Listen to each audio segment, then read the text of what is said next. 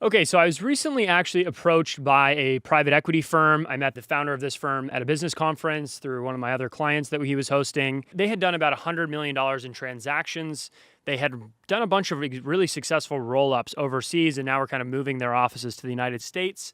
And they were about to do a roll-up on accounting firms and insurance brokerages. So very successful founder. I was talking to him, and based on my prior experience, if you're familiar with this channel, I have a lot of experience with raising money through paid advertising, generating investor leads, so on and so forth. I said, great, so you're trying to raise money for this this roll-up, right? And he said, no, I actually want you to run ads and I want you to do deal flow. I want to try and get leads of people who are trying to sell their company. Like I'm trying to actually find investments. And I said, okay, what would you define as a qualified lead? And he said, well, I want insurance brokerage firms or accounting firms that are doing more than $1 million a year in revenue, have more than 5 employees, and are 200-mile radius from either New York, LA, or Houston, Texas. And I said, how many people is that? And he said, well, it's about 8,500. So really, really small audience. So I told him, honestly, I don't even know if it's going to work. And he said, I just want you to try anyway. So we actually ended up doing it, and we started running the ads, thinking through the copy and things like that. We built out the funnels. I want to show you what the funnel looked like, what the targeting looked like, what platforms we chose, and kind of what transpired after that, because I think it was actually ended up being a very successful project in my eyes. So let's go through that. Follow me here on my screen share, and I'll put you guys through it.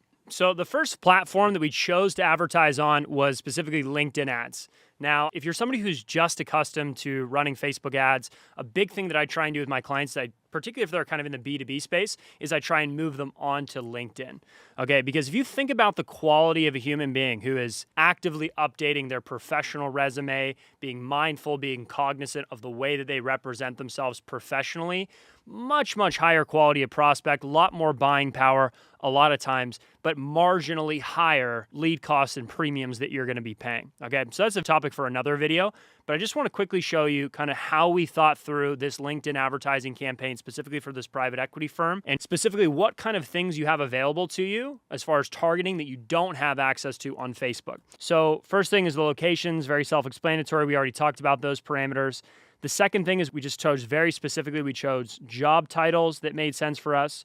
We had to be very cognizant of the or, any, and, or kind of functions there. You want to make sure that you're using and when it's appropriate or using or when it's appropriate. So we required that they were either in the insurance industry or they had any one of these skills here that were insurance related. But skills, by the way, as a side note, it's something you have to be kind of careful of. I don't typically like to include skills because you can have, like a lot of people on their LinkedIn profile have a skill, but they're not actively working in that industry. So you have to be very careful about that. I actually later on ended up removing a lot of those skills because LinkedIn is a platform, it's very, very difficult in terms of targeting. It's hard to get in front of the right people, but you can have crazy outsized arbitrage, return on ad spend 5, 6, 7x if you're getting in front of the right people. Now, when you're advertising on Facebook, you can mess up a lot in the targeting. You can go really, really broad and it'll find your people just like that. But on LinkedIn ads, it's a completely different story. Having these skills included here can sometimes completely throw off all your results. So I included it. I started broad. I wanted to see what my targeting, what my cost per lead looked like. And then I ended up narrowing and removing these skills now later on. So we chose company size that made sense for our business. They had about $50 million of dry powder they were looking to deploy for this roll-up. So when you start looking to companies that are bigger than 50 million, it just didn't really make sense from that standpoint to target those people. Now, we also did 35 to 50 plus. I did male only. They're based on their customer, their ideal avatar data, it was about 80% male, 20% female. On Facebook, I would have kept it broad, both genders, but on LinkedIn, the targeting is more challenging. You got to point it in the right direction way more. So I just chose to remove women. It was just too challenging. The audience size was too small. Now, the other thing he asked me, he said, hey, Sam, I have a B2B database. It was something called Grata or like Zoom Info, to where he said, can I just upload those email addresses onto us, give you a CSV file? Can you upload that onto the platform and make a lookalike audience on LinkedIn? Now, the problem with that is that it has to be the personal email address that they registered on LinkedIn with. Does that make sense? Or it's not going to really match with LinkedIn's data there. So if he had that data available to him, if he already had a portfolio of 100 of these companies, I would have most certainly started with a lookalike audience with something like LinkedIn. So that was it. It was just very, very simple targeting there. Let's go into the creative here. I want to show you quickly what the creative was. And here is exactly what that creative looked like on their end. Very, very simple. You get the idea. The goal is for every single ad to pass the gas station test in the fastest time period possible while people are scrolling, distracted, not super preoccupied, to know exactly what it is that we're selling. And this passes that test. In 3 seconds, we're trying for people to get, an exit. So we tried to use words that would go right over the head of somebody that was maybe a newbie accountant or wasn't as sophisticated. We wanted to resonate specifically with that person that was $1 million a year earner owning their own CPA firm. So we tried to use partner, words like exit, things that would kind of just go right over people's heads. So let me show you a couple of these other creatives that we had here.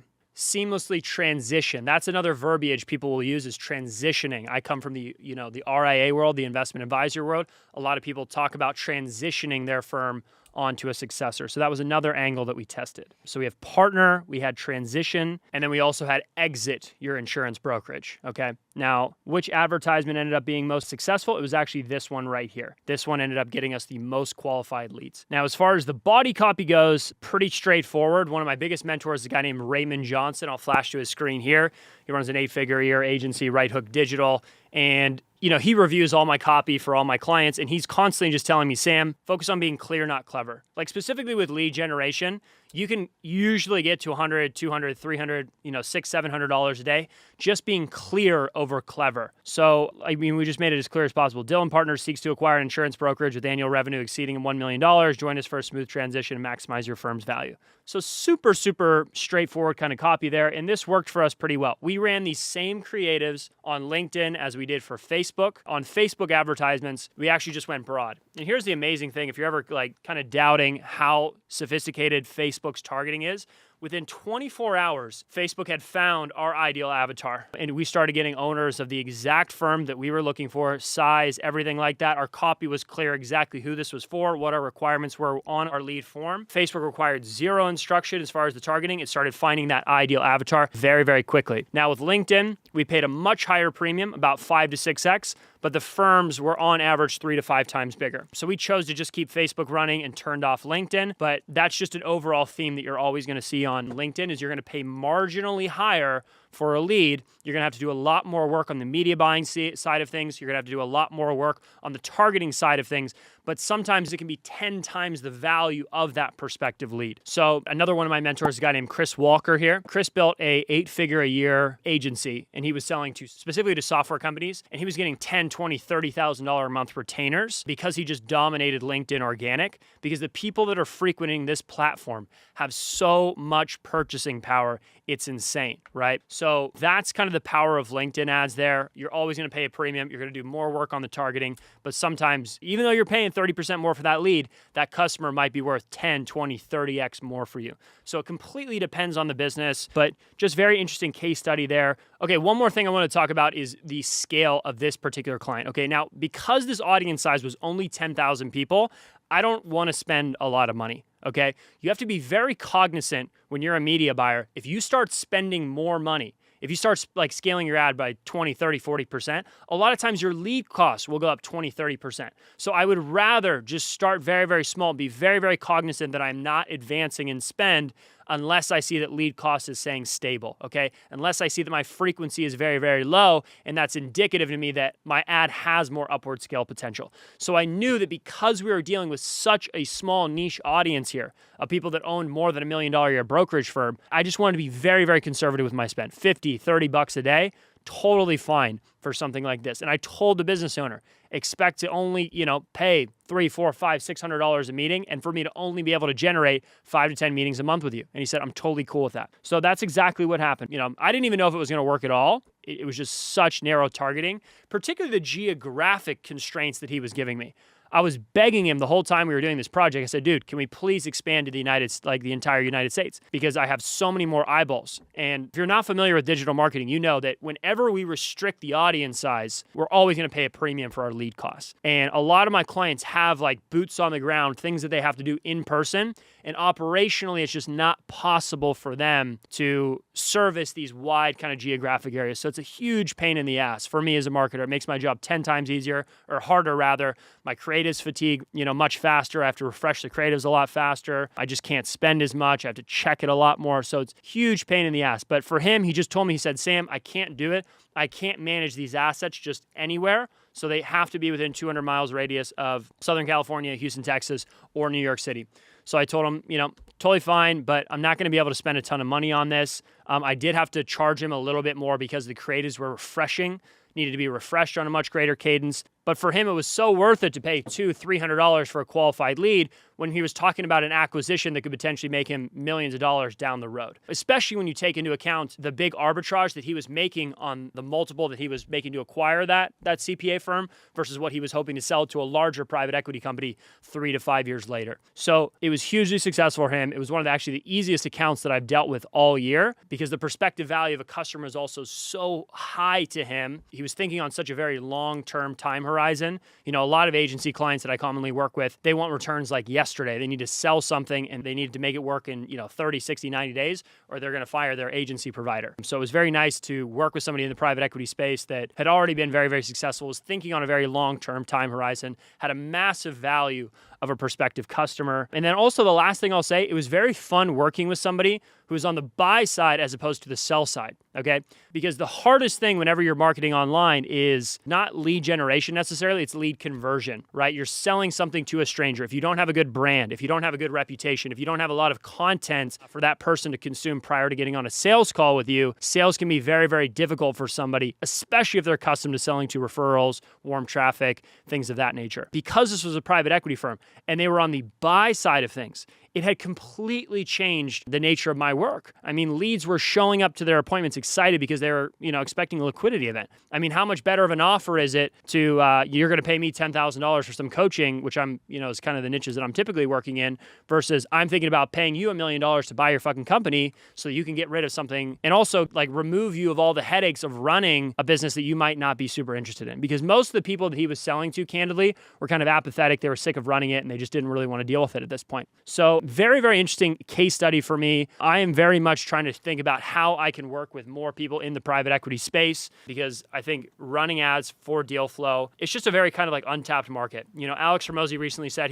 the most important thing for any private equity firm is proprietary deal flow. It unlocks capital rather, right? If you have great deals in front of you, it will attract capital in the most part. And, most of these private equity firms are reliant on manual outbound. If you can distribute that media digitally, that's a more effective sales pitch than trying to manage a human being that has all these emotions and you have to manage them, as opposed to a machine that just distributes this automated pitch in front of somebody. It's always going to be more effective distributing that via advertising. Now, that's what we try to do with them. Another way that they generate deal flow, these private equity firms, is they go to these kind of sites where people list their businesses to buy. But again, it's the difference between interruption market and search-based marketing. When people are kind of on these platforms, they're entertaining a lot of sellers. You're kind of in a price war against these other buyers, and you're kind of scraping the bottom of the barrel there. Versus these interruption-based marketing it's capturing a whole new potential audience that wasn't maybe even considering selling until you saw the advertisement. So it's a very big value add to these private equity firms to be able to completely interrupt somebody who maybe isn't listed on those other sites, maybe is 2, 3, 4 years away from a sale, and then having them be able to form a relationship with you ahead of time and having the ability to kind of negotiate something that's advantageous for your firm. So that's pretty much it. That is how I run ads for private equity firms specifically for their deal flow. If you or somebody you know is interested in potentially having more deals coming through your pipeline, leveraging some form of paid advertising, whether that be through Facebook ads, LinkedIn ads, or pay-per-click ads, I would love to have a quick conversation with you. My link's in the bio. You can schedule a call. I hope this video was helpful for you guys, and I'll see you soon. Thanks so much. Bye.